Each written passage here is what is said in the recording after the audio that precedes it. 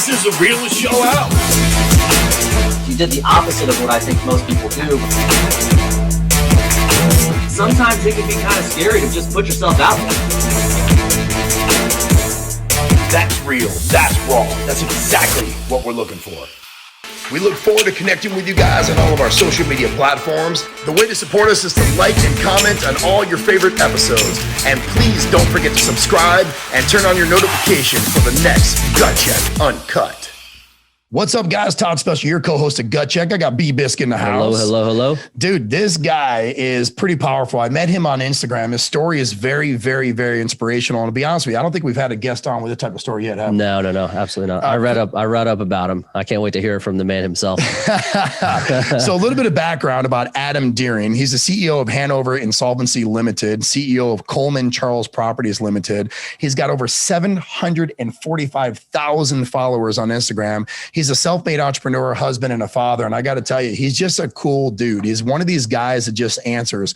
I mean, there's a lot of people online that don't really, engage, if you will, right? Mm-hmm. And I remember it's just one message we had back and forth, and we just got to know each other a little bit online. And we're very lucky to have him on the show. So let's welcome Mr. Adam Deering. What's happening, brother?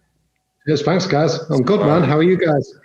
Couldn't be better, man. Every day above ground's a good day. Yeah, for sure. For real. Tell me about it. Hey, so tell us a little bit about Adam Deering, man. We know your story, but we'd love to hear it from you. There's a lot of cool articles about you and stuff, and all that stuff is great, but it's better to hear it from you. Yeah, sure. So, I grew up in a rough part of Manchester in the UK. I was from a bit of a broken home. My parents split up when I was young, and I then got sort of pushed around to live in different places and with different family members. And I was just a bit unruly as a kid. My mum and dad's breakup and a few things what went on at home just affected me a bit. And when I was 16, I went to join the army. And when I went to join the army, I walked in this building in Manchester, and this guy come over to me. He could tell I was lost. I was like a rabbit in the headlights. I was just like looking around in this building. This guy comes over, and he had a blue jumper on, and he said, "Can I help you, son?" I said, "Yeah, I'm here to join the army," because I was living with my grandparents at the time. They didn't really want me there, so I was like, "Well, you know what? I'll just sign up to the army for a few years, and that's my life sorted for the immediate future." And he said, "Oh, come and sit down and have a chat with me for a bit." So I went and sat down with this guy, and he was from the Air Force. He said, "Why don't you join the Air Force?" I said, "Okay, I'll join the Air Force." And so he said, "What do you want to do?" I said, "I've no fucking idea. What pays the best? What can I do?" And he said, "Right, okay, well, you can be a propulsion engineer on jet engines. That pays the best." So I said, "Okay, that's great." And that had been great maybe if I was 25 and had a bit of life experience. But at 16, I was just a kid. My oldest son's 17 now. I look at him and it's like the thought of him going through basic training and all this crazy ass shit. So a couple of months later, that's it. I was on a train to join the Air Force. And it was a big shock. It was a big shock, man. I remember getting off the train and I was like, a bit of a hood kid with a leather bomber jacket on and with hands in my pockets. So I get off this train with a bit of swag, and this corporal just comes screaming in my face, "Get your fucking hands out your pocket, you're in the Air Force and all." I was like, "Oh shit." And then 10 minutes later, I'm sat in a stool having my head shaved, and I thought, "Oh, what the fuck have I done?" This is not what I imagined. And and when I was in the Air Force, I got put in after my basic training. I got put in barracks with 3 lads from Glasgow in Scotland, and the people in America, whatever, Glasgow in Scotland. These guys are hardened drinkers, and they introduced me to drinking, but they didn't just drink beer. They drank vodka, they drank tequila, they drank sambuca and everything. So my introduction to alcohol through these guys I shared a room with was just instant crazy, And then before I know it, I was getting in trouble in my local towns and ruined my RAF career. They said to me, "That's it, you're banned from promotion for 5 years and you're banned from going home." So I I made up a couple of elaborate stories to leave the RAF, and then I managed to. So I left the Air Force, and then I was like, what the fuck do I do? And I've just done 2.5 years in the military, but I've no life experience or anything. And I went back to the area where I grew up, and my cousins and my friends, they'd all progressed through drinking onto drugs and stuff like that. And so I went back and I fitted into that. And I bummed around doing a lot of shit jobs. I did security work. I was working in factories, just putting stuff in boxes and stuff what was below my potential, but I didn't know what I wanted to do. So I just wanted to earn money to eat. I got myself a little bedsit place, which was like £60 a week. It was just one room with a kitchenette in the centre. So I was just broke as a joke, poor kid, didn't know what I wanted to do with my life. And I started getting into a bit of trouble with the police and my friends. And when I was a kid, this guy grew up on the street, and he'd gone on to set up a business and be successful. And I always remember when I was a kid, he had a BMW, and nobody had a BMW on my street. You know, most of the families didn't even have cars. So it was like, what's this guy doing, man? And I was just intrigued. So as a kid, I got talking to him, and he gave me a job walking his dogs as a kid and stuff. So he heard when I was like 19, 20, going off the rails and getting myself in trouble. And he picked me up, and again, he had a BMW, and he had a 7 Series, and he had a car phone. This is back in 2000, 2001, you know, when mobile phones were just getting popular. And I remember sitting in this car, and it was the first time I sat in a car that had leather seats. And I was sat in this car, and it was like I was in a spaceship. I was just amazed with what this guy had picked me up in. So I was going to listen to this guy, because this guy's done, you know, this guy had a fucking 50 grand car and leather seats. I was going to listen to everything he said. Mm-hmm. And I really looked up to him, and he took me for a meal in this restaurant in a posh part of Manchester. And I remember being in this restaurant, and the waitresses had Armani jeans on. I thought, fuck me, they must be rich here, but even the waitresses were wearing Armani jeans. And I was like amazed, but I had like £10 in my pocket. So I just ordered the minestrone soup and the margarita pizza, because it was all I could afford. I didn't know he was going to pay the bill. Mm. And he said, look, Adam, I've heard you going off the rails. I know you've got in a bit of trouble with the police and stuff. I think you'd make a great salesman. He said, you've got the talk, you're cheeky, you've got balls, you'd make a really good sales guy. I said, okay. And his name's Chris. I said, Chris, will you give me a job? He said, if you get a year's experience, I'll give you a job. But what I'll do for you, I'll write you a CV saying that you've worked for me for a year, and we'll coach you through interviews and go do some stuff. So I was like, right, okay. And I was going for jobs at 30, 40 grand a year back when warehouse work was paying 10 grand a year. So I went for sales jobs 4 times what I'm earning. And I kept getting knocked back. And he said, look, don't worry about it. And I remember one guy, he said, look, just at 20, you're too young and not got experience. He said, call that guy back and say to him, although you're only the tender of 20 years old, it's going to be a grave business mistake if he doesn't hire you, because you're going to go work for one of his competitors and he'll regret it. So I said, okay, I'll do that. So I called this guy back, this managing director who's just interviewed me an hour before. I said, yeah, I'm gonna work for a competitor, you'll regret it. This guy just goes, fuck off, lad. I called Chris back. I said, he just told me to fuck off. He went, that's great. You pitched him. He said, you pitched him too far, but he got uncomfortable and he had to say fuck off. He said, that's great. Keep going. So this guy put confidence in me. I already had fire in my belly, but he awoke that fire in my belly, this guy, by helping me out. And he lent me a suit, and eventually I got a job. And I got a job in a company which was a business directory service. And we had 300-400 sales staff. It was a big company. And within 2 months, I was the top salesperson. And there's guys who'd worked there for years. And I'm like, who's this fucking young kid? But I was just hungrier than they were. You know, I'd have 2 phones while I was putting one client on the phone. I'd then call another client to open up.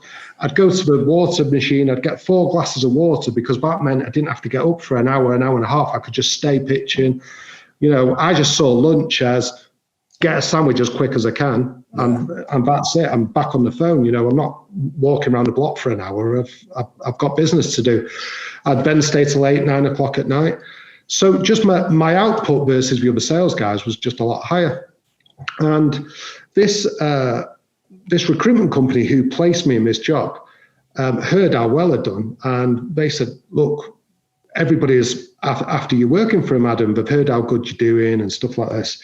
So we said, we've got this finance company what wants to hire you. Will you go for an interview? So this is about 6 months after my first ever sales job. So I said, yeah, sure, I'll do that. So I went to this interview, and this sales job appeared, and it was good money, more money than I was going to be at where I was with commission and everything. So I said, yeah, cool. So I quit the job I was at, and I went to this new place. And again, within 2 months, I was a top salesperson just because of my output, just because I was willing to grind the phone more than everybody else.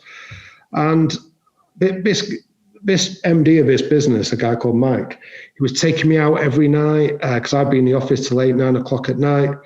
And one night after a few months, my basic salary was 10 grand a year. Everybody else was on 20, 25 grand a year. But because I was the youngest, I was on the lowest. And I got that. But after a few months of proving myself, and I was bringing on triple the amount of business they were, I felt like a conversation could be had about my basic salary. So I went for a meal with this guy, and I just said to him, look, Mike, I just feel a bit undervalued because I'm on a lot lower basic than everybody else, but my output's triple everybody else. Can I get a pay rise? And this guy's like really posh and pompous. He was laughing. He said, a pay rise with what I pay you? That's ridiculous. And he was fucking sort of laughing at me. And I've not even had my fucking starter, and I'm sat there angry, just resentful, pissed off. And I had to have a meal with this guy after the guys just laughed at me. But as my boss, and it just made me feel really small. And I thought, and I felt vulnerable. And I thought, you know what? Fuck you. And I made a plan. And that plan was, this guy ain't smarter than me. He might be posher than me. He might have had a better education. He might have more money than me now, but I'm going to leave and I'm going to do something. 2 months later, at 21 years of age, I left and set up my first business, which was the business this guy had. Within 2 years, my business was bigger than that guy's. And you know what? It was the best. It was the best thing he could do by laughing at me, because if he'd have given me the pay rise, I might have stayed, right? And I might not have set up my first business. And but I didn't know what I was doing in business. I knew how to sell. I knew I could fucking sell. And for me, that's the fundamental primary purpose of any business, to get any business going. The back end, the customer service, I'll figure that out. I'll get people who can do that. But as long as you can sell and you can generate a business, then you've got a business. So I then bumbled about, and I had a partner. We fell out, and then I set up another company in 2005 doing debt management. 2007, 2008 comes along, the credit crunch, and I had a debt consolidation business, and the credit crunch happened. I went from 10 to 150 staff in 12 months. The business just exploded. It was a bit of right place, right time, but you've got to make yourself available for the opportunity, I believe. You've got to buy a ticket to win it, right? Mm-hmm. So I was there, that took off. But what also took off at the same time, sadly for me, was my drinking and my drug addiction in the background. A lot of party lifestyle was building up in the UK. I believe I'm from like the binge drink generation, whereas like the younger generation now, we're into fitness, we're into Instagram, whereas my generation was all about, you go out on a Friday and you're still in the same clothes on a Sunday, and that's just how it is in your 20s. And I talked about like a duck to water. And if you've got a troubled kid and you put alcohol in with that as well, you're going to have problems. You just are. Yep. So So whilst my business was really growing and I was driving fucking Ferraris and I was living where I want and I was going on holiday where I want, I never personally got any wealthier. I just had bigger nights out and bigger holidays. I was renting my yachts, I was renting this, I was doing this. And then after the credit crunch, after a few years, my business started to struggle, and it started to struggle for a number of reasons. My spending, me not attending work enough because I was too busy partying. I got complacent. I thought that, the money was just always going to be there. The business was going to be there. And I found myself with the company going into liquidation. I was having panic attacks. I was struggling with drink and drugs. So, it just all came crumbling down. But really, if I look back, it was always going to go that way. And if I'd have looked at my behavior 2 years before, anybody could predict. It was just logic. It just wasn't sustainable. How I was living my lifestyle whilst trying to run a business just didn't go together. Mm-hmm. So I found myself in a rehab center covered in shit tattoos, not like these cool tattoos Todd's got. I had all these shit military tattoos and shit. And I was just struggling with my alcohol addiction, party, recreational drugs on the weekend, Valium to get myself through the week and get myself to sleep. And my business was gone bust. My accountant at the time had to pay for the rehab. And I was like, look, I'll pay you back. I'll sort it out, because the business was just going under. I had no money left in it. And that's where I found myself. And I had to rebuild my life. So that was when I was 31. I'm 40 now. I'm nearly 9 years sober. I'm 9 years sober in a week's time. Congratulations. Congrats, brother. Yeah, cheers. And in that 9 years, I've gone on to build successful multi-million-pound businesses, multiple multi-million-pound businesses. I've developed a lot of property. I'm still developing a lot of property. I invest in a lot of other businesses. And that's a combination of being sober, so I didn't fucking die. That helped. And just, having better people around me. I wasn't doing business deals in bars anymore. I've done more business deals in coffee shops now than I ever did in fucking bars or golf courses. It was bullshit. I've got much better people in my life. I just threw myself at spirituality, threw myself at recovery meetings, threw myself at the gym, just all this positive layering of things which are going to help your mindset, help your psyche, help you improve, help you get somewhere. And slowly but surely, everything started to build up. And for me now, whilst making money is great, it's not about the cash as much. It's more about creating things and creating a product, new business ideas, innovation. I like disrupting markets. I like going into traditional archaic markets and disrupting, coming with aggressive marketing and sales techniques, what the competition can't handle. By the time they try to catch up, you're all over them and you do more volume and they have to sit back and watch. So that's sort of me from business and lifestyle to today. But my lifestyle now is completely different.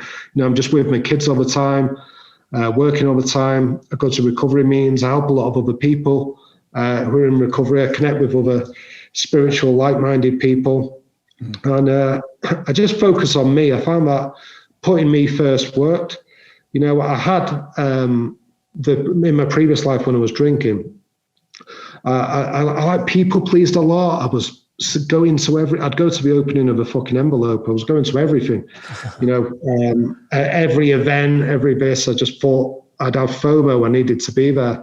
But one of the most powerful things I've learned in myself is to say no, and to just do what's right for me. Put me first. Well, that's not being selfish. That's just looking after yourself, because if you peel back people pleasing and all these character defects that I have, behind that there's a fear. And I had a fear of people judging me. I had a fear of not being liked, a fear of this. I was full of fear. Whereas now, I don't have any fear. I went to rehab in a place called The Cabin in Chiang Mai in Thailand. And one day we wrote these lanterns, these Chinese lanterns, and we let them off down the river. And we were supposed to write what we wanted to leave us. And I was in with this musician, Pete Doherty, who's a rock band guy in the UK. And he spent all day writing poems and wrote in music lyrics and all this on this. And I just wrote one thing on my Chinese lantern. I just wrote fear. I just thought, I don't want to be afraid anymore. I don't want to be scared anymore. I just want to face life and meet life on life's terms. Dude. Well, I got to tell you, man, like I'm getting the chills here listening to the story. I mean, it's nice to see people online, Adam, and I'm kind of a no bullshit guy myself, and we all have our own stories, but that's an extraordinary story, dude. I mean, like that's, I think the reason why we built Gut Check is to hear stories like that. You have so many gut check moments in your life. And I think one of the biggest things, that you said that really stood out to me, you said my previous life. I think a lot of people don't understand that you can kind of recreate yourself, that everybody has that chance. You got a new day to kind of change things and become someone different. You did it multiple times, which takes incredible resiliency. But that being said, man, I mean, you also seem to be very active in assisting people now. How important is it for you now that you've gone through what you have to give back and help people not make the same mistakes you did? Yeah, sure. Well, I believe that in order for me to keep it, I've got to give it away, and people were there to help me. If everybody was to just take the help and then not pass that down, then it wouldn't multiply, and it needs to multiply. And Chris, the guy who helped me when I was younger, who's a beautiful, beautiful man, and if it wasn't for him, I'd have probably ended up in prison. I've said to him, "Oh, what can I do for you? Can I do anything for your family? Can I do anything?" Because if it wasn't for that guy, I wouldn't have got into sales and I wouldn't have got into business. And he said, "Adam, well, all I want you to do is when you see a fucked up kid who needs a bit of help, is just pay it forward. Just help him out, man." And that's all. And that stuck with me. And, I just always want to make sure I can do that, whether it's talking to people on Instagram, whether it's helping people via recovery meetings, whether it's giving people advice in business. I'm there. Yeah, you are, man. I mean, you showed up and you're continuously doing that. I mean, look, a lot of people, when they have your type of following through Instagram and they see the success story in the cars and all the glitz and glam, they can judge people, right? They don't know who they are. And although this is our first conversation, via Zoom, it's pretty cool that, we were able to kind of go back and forth and have some, fun conversations, but you answered, right? And one of the biggest things for me is getting people in the position that you're in to be able to actually prove that you care, right? A lot of this show was created to call the people out that are fucked up and they're not doing the right thing. They have the 750,000 followers. They've got all the cars and the money and the fucking businesses, and they're all making a ton, but they just don't care about the people. I am grateful for someone like you. And I mean that because I call it like it is too, man. I come up from a very humble beginning as well, but a lot of people are just fake, and we don't deal with people like that, nor do we allow people on the show like that, but it's refreshing. I mean, I don't know what you think, B, but it's refreshing to see someone like no, man, 100%. I mean, again, we've reached out to some people who've got, all these followers and, similar looking profile. I mean, great fucking hair, by the way. I mean, it's amazing. But, similar profile and cars and money and cool story and all this stuff. And they may, the message may come across like, I'm just a real person and, I want to talk to you and help people. And then you go hit them up and they don't hit you back. And when they do, well, talk to my team. I'll see you in 6 months and all this other bullshit. So I appreciate you, coming on. I mean, I'm curious to know, we've worked in a lot of different businesses and helped them grow and stuff like that. And, in sales, you see every walk of life in sales in multiple industries. It doesn't really matter, just sales in general. You've got the 18-year-old kid who's just starting out and hungry as shit. You've got the 18-year-old kid who isn't really hungry, just thinks it's a quick buck. You've got the 50-year-old person who wants to reinvent themselves. You've got all walks of life. And it's one of the reasons I love sales. But one of the things that I kind of recognized about your story was you had more of a work ethic and you just hustled and worked fucking harder than everyone else. Maybe you were better than most and maybe you weren't, but you out hustled everyone multiple times in multiple companies. And I'm curious to know, if you were to give some advice to someone new in sales, is that the advice, just work harder? Or like, what would be that one or two things you'd tell somebody that, you know, if you were to meet your 16, 17, 18-year-old self, aside from dunking into drugs and all that other bullshit, I mean, what's that advice that you'd give based on all your experience?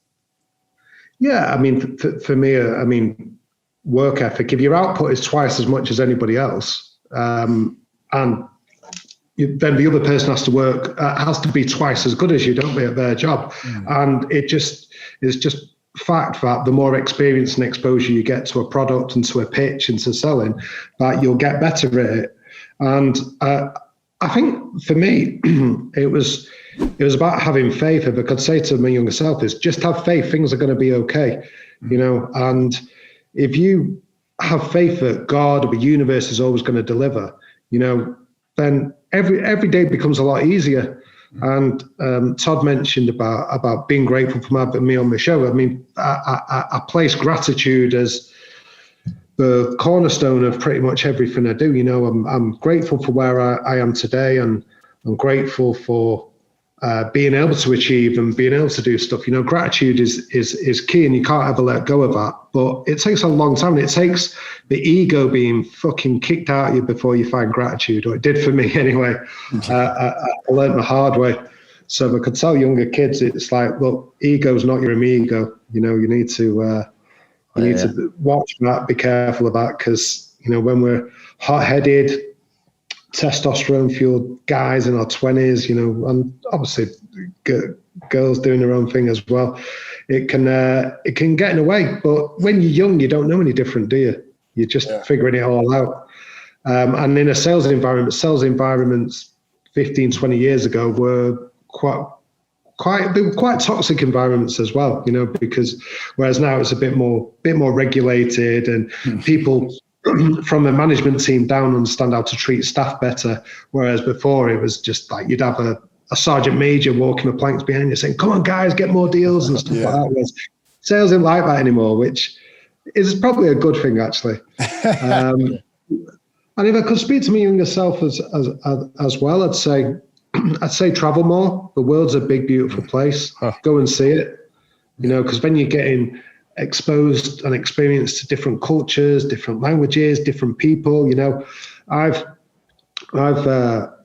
a big believer in network, and your network is your net worth. And you know, just by traveling and meeting people in different places, I've managed to build up an incredible network of other like-minded people in all corners of the world. You know, my friends can't believe it. Sometimes I'll say, "Oh, like I'm just in Boston with a pal," or "I'm here." Everywhere I go, I've got friends, and that's because I put myself out there, and I just got out there and traveled. You know, I'd go anywhere on my own. I'd go where I didn't know people. I'd go with people I'd met in a forum online. You know, one of my businesses, what really took off, I went on an organized ski trip with a load of guys from this Webmaster Warrior forum. And I wasn't a internet geek. I was just a business guy, but I knew these guys knew how to generate sales leads online. And it was when digital was really blowing up, like 12, 15 years ago. And I was like, right, I need to go meet these guys. And so I went to Whistler in Canada, and I'd been skiing once before. So, but I was embarrassed. I didn't want to say that I was a beginner. So I said I was an intermediate skier. And I got downgraded from the intermediate class to the beginners class, and it was fucking embarrassing, man. On the beginners class was these two guys who were from the UK, actually. These 30 people from this forum, this online forum, were from Russia, Canada, US, from all over. And I met these two guys from the UK, and they were the biggest lead provider in my industry in the UK at that time. And they were on this. So I'm then on a ski lift with these guys, spent all week with them, and then I came back, and then that's it. I had the biggest lead provider in the industry. That's so crazy. Cool. Where's the favorite place? You like, if you had to pick one place that you've traveled to, where's your favorite? Miami. I love Miami. Really? Miami, Florida. That's awesome. For like 3 hours. Isn't it funny that, like, people from the UK, they love Miami. Yeah. We're like, fuck that place, right? Dude, I feel like people in Europe, like, they're just, how do I say it? Like, you're the outlier. I'm the outlier, but like you're cooler travelers. Like you guys, if we go to a different state, we're going to a different state in the same country. You guys go a different state line as like in our terms. You're in a totally different country, different culture, different monetary system, different everything. I don't know. It's kind of cool. Well, Miami is basically a different country. It is. Yes, they call it Cuba for sure. I love energy and I love positive energy, and I find that Miami's got a lot of that. There's a lot going on, bright colors. I love driving around all the islands and cruising in a drop top, and I just love it all. I don't know why Miami's got a special place in my heart. No, it's an awesome city. I think it's like anything. We went to the UK. We'd be driving around looking at a place like, man, this is fucking awesome. We love it. And you're like, dude, this is my backyard, right? That's kind of how we see it too. I mean, I've been to 43 different countries, like I said earlier, and I got to tell you, it's a blessing because I grew up and our vacations were 2 hours down the road at a beach someplace, and we were lucky to get a hot dog, right? So like for me, traveling is very important. I couldn't agree with you more. Matter of fact, so much so that every year for the past 7 years, my wife's not a big traveler, but her brother and her father are. And Brandon's come on some trips with us in the U.S. But I made it a point to say we're gonna fly to Europe every single year, and we're gonna rent a fucking car, and we're just gonna drive. We're gonna fly into one location and fly out of the other. So 2 years ago, before the pandemic hit, I was gone for 3 weeks, and way too long to be away from my wife and daughters. But I flew to Dubai with some friends of mine. I was there for about 3.5 days. We did a bunch of fun shit. My dad had passed away in 2017, and we promised my dad that we'd let his ashes go in a little town called Caltanissetta in Sicily, where his parents were born. And that was an extraordinary trip. And what I find in traveling is that you learn a lot, right? When you're on the road, I never go one place and stay there, especially if I'm in Europe, to your point. As I go to Europe, again, we flew into Dubai, we go to Caltanissetta in Sicily, and we're in Palermo and all these other areas. And we drove up the coast of Italy into, Positano, Capri, and the Amalfi Coast, and went into Naples. And then I got on a plane and went from Naples to Iceland, and I spent about 5 days in Iceland, went from Iceland to Copenhagen to Sweden, and then home. And a lot of people say, man, that's fucking crazy. You're gone 3 weeks. But that resonates with me because there's a lot of peace in traveling and finding out different cultures and see how people do things, but it's also good for business. For me, you got to let loose, you got to go, and you also have to enjoy yourself. Somebody said on a previous show that, tomorrow's never promised, right? So you work and you bust your ass, and you can have millions and millions of fucking dollars all you want. If you don't enjoy life, what's it for? Mm-hmm. You know what I mean? Like what did you do it for? It's for your kids. Fine. You want to give your kids a better life, no problem. But what is it really for? It's for you, for me personally. It's for me to spend time with my loved ones. Number one, it's to do the things that everybody said that I couldn't do. Like, fuck you. You say I could never travel. Fine. I'm in 43 countries. You can fuck off. Right. And then sales played a big role in that. My life, been selling vacuum sweepers since I was 15 years old, door to door, to where we are today with a very successful company, and we're scaling. But I believe sales is a tool as well. You have to be good at sales, but you also got to sell yourself, right? Like you made a choice. You sold yourself on from this drinking, drug addiction lifestyle, watching a company which I saw was worth millions that just crumbled, and you said, I'm not giving up. And you had to kind of sell yourself. I believe selling yourself is a really important trait that a lot of people are afraid to have through what you released, which is called fear. People are afraid to sell themselves and talk themselves into trying something. If someone were to offer you an opportunity, Adam, do you say, I'm good, I don't need to hear about it? Or do you listen to every opportunity? What's your answer to that?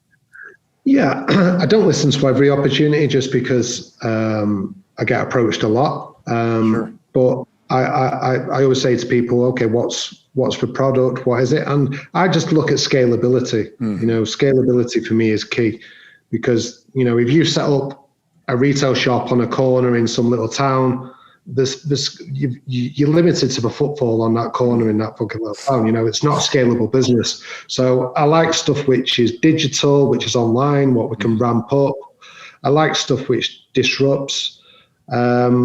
So yeah, sure. I speak to people, and if I can't, if I don't think it's for me, I still want to be able to add value and give them some advice. Love that. Whether they take that advice on board or whatever they do, that's up to them.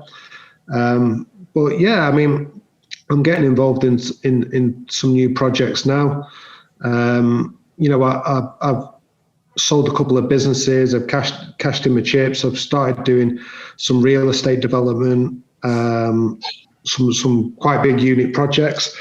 But I don't know. I just got fucking bored with property. I thought real estate was where I was going to go. It just doesn't feel entrepreneurial enough for me. You know, I'm used to having a sales team and guys and doing this. So yeah, I'm going to be getting back into some more scalable businesses. So I'm looking forward to it. I'm excited.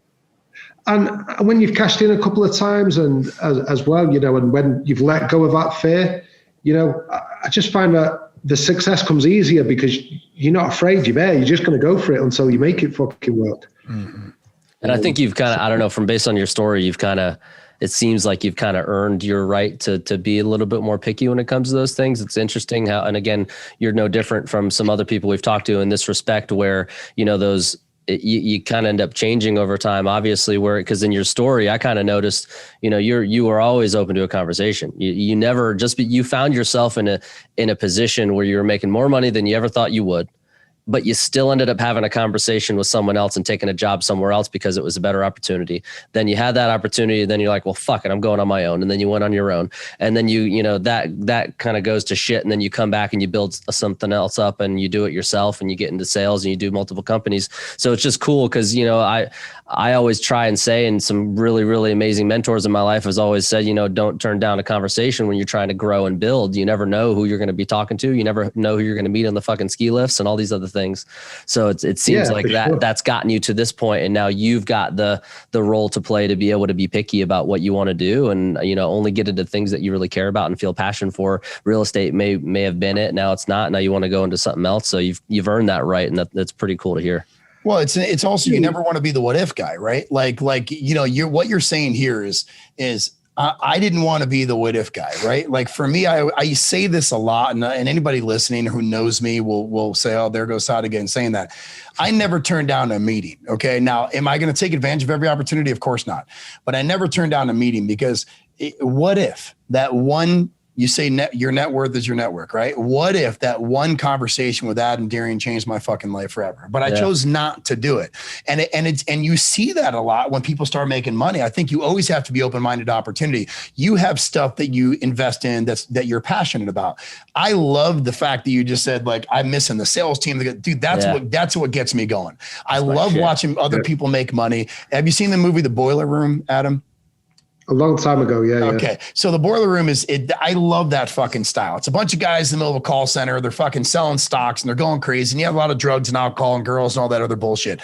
But that energy is what, like, I love. And building companies that provides that type of energy is awesome. You said something earlier that really got me. You said the fuck you made me, right? Because when the guy told you, fuck you, I'm not going to give you the fucking raise, you were like, well, fuck you, you know, and it made you. And had he given you that raise, like you said, you may be in a completely different path. I doubt, though, an Adam Deering would have turned down with a meeting like you did the first time with somebody else that said, hey, Adam, I think I got something that you might like. You wouldn't have said no to that, right? Yeah, no. So you've got to make yourself available for opportunity, and I believe as well, when you're self-employed, everything in your life is for sale. You know, you're just trading all the time, whether it's businesses, cars, this, that. You know, it's for hustle. It's all about the deal. Where's the next deal? Where's the next deal? And when you're sales centric and you're an entrepreneur and you're in business, you have to keep going. You just have to keep going because you've got a lifestyle, you've got kids to pay for, and you get to a point as well where you're probably unemployable. No one's going to give you a job. You're just too unruly. So it's like, that's what we got to do. We just got to keep finding the next thing, you know? Yeah. So, you got to keep going. And you find that businesses are cyclic. You know, some products will be hot for a few years. So I got involved in mis-selling financial products, claims in the UK. That was hot for a few years when regulation changed, spun out to change again. I was big in debt consolidation, that changed. Now I'm big in insolvency. I've got an investment fund. I've got loads of different stuff, but I had to change. I had to be versatile, because if I'd have stood still, those businesses would have just closed on me, and I'd have just lost everything. So, you know, I had to keep going. I had to be versatile. I'm only telling you about the ones which have been successful. There's probably the same again, which has been unsuccessful, where I've thrown a few $100,000 out. I've tested the market. It's not worked. I've had to shut it down and make people redundant. You know, there's been sad times like that, but you just got to dust yourself off and keep going and keep finding it. You know, it might only be one in 3 products work or 1 in 2, but you have to go through that pain barrier to find the ones which do. And then you hit one, you hit the wave, and you just take off. I'm curious because you just mentioned something that we've had experience with at a couple of different places and talking to different people, successful people like you. You had mentioned, before that with the company that you were involved in or companies that you were involved in, if you had, when you stopped showing up, then it kind of crumbled, and for other reasons too. But, you stopped showing up, you stopped putting in the work. And then you just mentioned again, you said, if I kind of stay still, then these companies go to waste. But you, in both of those scenarios, you seem to be the guy, you seem to be the top guy, the CEO, owner, so to speak. I'm curious to know because I've heard different answers. I'm curious to know your thoughts on, when you get to a certain point, can you just, let it fucking go on autopilot and you sit back and you don't show up anymore and make your money? Or do you feel like as the CEO person, you should always be somewhat present? Like, what are your thoughts on that presence versus autopilot, for lack of a better term? Yeah, certainly in the first 2-3 years of a business, you need to be there every fucking day and every hour. You have to set the pace, especially when you're building a sales team. You have to set the pace, and these guys will then fall in line and they'll see you setting the pace. That guy's not sat, he's a psychopath. He's not sat down in his chair for fucking 8 hours. He's just walking up and down, And I used to create sales environments where I'd have TV screens. I'd have openers and closers. So the openers would have TV screens above them, which had how many minutes they'd been on the call. So the closers would then have headsets. So the closers got a headset, the openers had to be on a phone, and then the closers were on separate table. But they'd look at the TV screen and they'd see instantly how long an opener had been on the phone. They're like, right, that guy's been on 10 minutes, and they could whisper into a call. So they could say, right, are you nearly ready to pass that client over? And what it did was it created an environment where the closers were on the openers. The openers were fucking a bit nervous, actually. They're like, fuck, because we knew if I wanted to been on the phone for 10 minutes to a client, these guys would be walking behind him. But just that environment, the pace, what it created, there was nothing going to waste. Everything was, every lead was getting attacked. Everybody was being pitched. There was no leads going to waste, because in sales, it's all about conversion, right? Mm-hmm. And yeah, but if I didn't implement that process and set that pace, it wouldn't have happened. The guys would have just sat there and would have been, pass a deal over when you get it. They'd call the lead a couple of times. That guy's not answering, I'm not going to call him again. Whereas you got to create an environment what builds all that up. And obviously you got to dangle a lot of cash to these guys, commission. All sales guys are commission driven. And then from that, you can build your business out. Once you start building your sales, you can then start maintaining the clients and actually maintaining the product. But for me, it all starts with the business owner setting a pace. Yeah.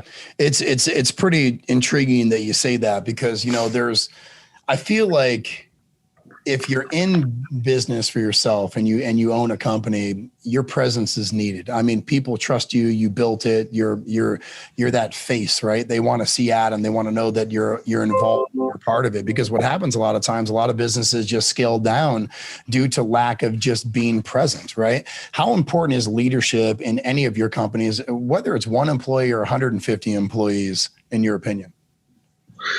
Yeah, leadership is key, but I do also believe in delegation and building out good teams and good management. Like, I'm not in my businesses day to day anymore, but I've earned that right now.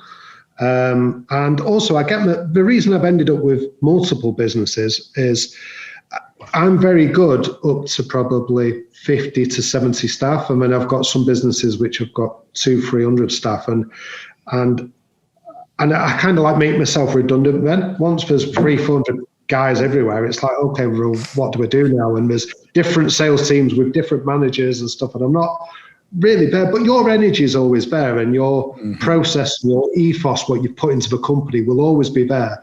That's running through the blood veins of the business, because you fucking built the thing, right? Yeah. But that's because you did the spade work in the early days. and a lot of you'll find that a lot of your loyal best sales guys who've been with you for years, when you get to 400 or 500 staff, are the guys who remember you stood up there, not sitting down for 8 hours and you dangling $50 notes saying, right, come on guys, next deal wins. And, they remember that, and they remember that ethos and that drive, but you have to put it into the blood veins of the business, because nobody's going to do it for you, right? Yeah. Yeah, no. You're right, brother. And one of the big key factors that I'm finding in a lot of organizations is that when that leadership and that the implementation of the process, like you keep saying, is there, it's important that keeps running. If in one of your companies that process fails and you see the numbers scaling down rather than scaling up, like we obviously want everything to do you then step in and have a meeting with the leaders and figure it out? And how important is it to listen to people because you're not in the organization every day? How important is it to listen to the leaders that you've put in positions to say, hey, Adam, this is what's fucking up. We just want your input and help on how to fix it. And how active are you in that position to help them fix that process? I'm on the phone constantly. I believe the biggest threat to any business day to day is lack of current information. So I make sure I have management information every hour, every couple of hours. I'm getting sales updates. I'm getting lead updates. I'm getting updates on the cash flows. It just all comes through on this phone. And I get that. And sometimes I might look at it and I don't do anything because everything's fine. Other times I might look at something and say, that's a bit low. I need to make a call. I need to call the sales director. I need to call the managing director. So I've got my finger on the pulse, and I'm very reactive to what the management information says. But again, I had to put those processes in to get that MI to be able to be reactive and not be in the office all the time. Mm-hmm. That's how I sort of do it. Everything's managed off reports now. And we drag and drop that model to every business, every product we do.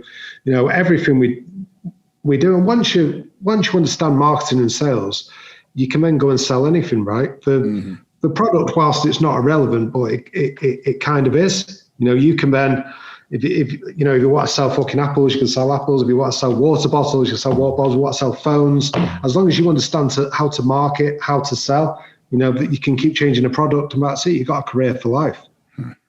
I'm curious to know, like, if you had, because I've heard multiple answers, and I'm just fascinated with this part of business. If you could weight level of importance of marketing and sales, what percentage would you give each one? Is it a 50-50, 80-20? What is it in your eyes? Well, the two are kind of intrinsically linked. If you've not got the leads, you can't do the sales, can you? Uh-huh. So, what I do when I go into a marketplace where I'm new, like I did it in the funeral planning industry in the UK, which is where people prepay for funerals.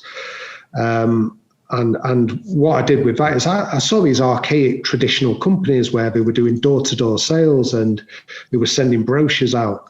And I was like, you know what? I'm just going to spend a shitload of money on Google. I'm just going to have a load of hot guys on the phone.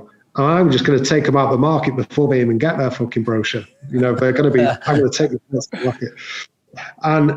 And that's what I did. But what I did was I found out every lead provider, every marketing company was in that industry, and I had meetings with them. And what I did was I took the leads from the top of the marketplace. And then what I found was that all the best sales guys from the other companies then wanted to come work for me because I had the leads. Because sales guys want to go where the hottest leads are. Yeah. So if you can control the marketing in that industry, and then before you know it, there was within a couple of years we were top business in that industry. We were doing the most volume, but that's because we went after the marketing channels, and we were aggressive with the marketing channels. And you ruffle a few feathers, and people say it's not fair, but the way I see it, we've all got the same 24 hours in the day, right? Amen. They had the same opportunity as me. They just didn't fucking do it. Amen. Yeah, love that. Dude, that's honestly probably my best part of the show. Because you're right. Everybody has the same 24 hours in a day. But one thing is a key factor here. And anybody that's either watching this or listening to this, understand that marketing is needed. Without marketing, the salespeople don't matter. I mean, if you don't have the leads coming in, you can have the best salespeople in the world, but you have to have that lead gen. I mean, listen, we can have Adam, myself, and Brandon knock doors. We're going to be successful because we're fucking hard ass workers. We're just going to outwork everybody, and we're amazing at what we do. But imagine what you've done. You're scaling companies based on lead generation to provide opportunity to excellent salespeople. When you do that, I don't think you can lose at any level. And it's nice to have the money to do it. They say money won't make you happy, but the truth is it fucking will, number one. And number two, having money allows you to make those decisions and outperform, but really just outthink that old archaic market where you're like, you know what, fuck it. I got the money. You just said I'm going to spend loads of money on marketing and just get to them before the brochure was. I mean, that's key to anything. Well, you want to find, like, I mean, I heard what I've heard him say, basically, not to put words in your mouth, but I will. You want to find all the good fucking salespeople? Get good fucking leads. Yeah. I mean, you know, it's annoying to have a sales guy that just bitches about, oh, the leads suck. But from the business standpoint, you want to find the best salespeople in the world, give them a marketing source and a lead source that works and that is good, and they will come to you. You don't have to go running and finding all those sales geniuses. That's it. No, but well, it's like Julius Caesar said, build it and they will come. Yeah, that's it, brother. 100%. Well, listen, Adam, we can have you on all day long, brother, dude. And I love talking to you. And I got to fly out and see you, man. We got to have some dinner, spend a couple nights together, dude. We'll definitely do that, man. I'll learn how to use the term posh in the right way, because I've been trying to think of how to fucking use it, but I don't know the right way. I don't know if you call someone posh, is that like a compliment or is that posh is like London, posh London, you know, it's just is it like higher class, or they have more money? Higher class. I think so it's never going to be you. No, absolutely not. Really quick, are you a Man U fan or a Man City fan, or neither? Man City fan. Man City. Love that. Well, that's cool, man. Well, we're glad to have you on, dude. We can't thank you enough, Adam. Again, number one, thank you for saying yes. Massive gratitude for that, brother. I believe in gratitude on a daily basis too. I follow a process every day, writing my posts and then doing my gratitudes and trying to affect people's lives in a positive way. I know anybody listening or watching this will be affected, not just by your story, but the ability just to say you got the same 24 hours in the day. If I did it, you can do it. Nobody is special in this world if you don't think you're special. If you believe you can do it and you release fear, you're going to go a long way. And you're a prime example of that, man. I can't thank you enough, dude. Big time. Seriously. Thank you so much, man. Thanks, man. Thanks, guys. Thanks for having me. Hey, Appreciate listen, it. give our love to the family, man. We'll talk soon, Adam. Hell yeah. Peace, man. Take Bye, care. brother. All right, man. Be well. If you love this guest as much as we did, please follow them on all their social media platforms. The way to support us is to like and comment on all your favorite episodes. And please don't forget to subscribe and turn on your notification for the next Gut Check Uncut.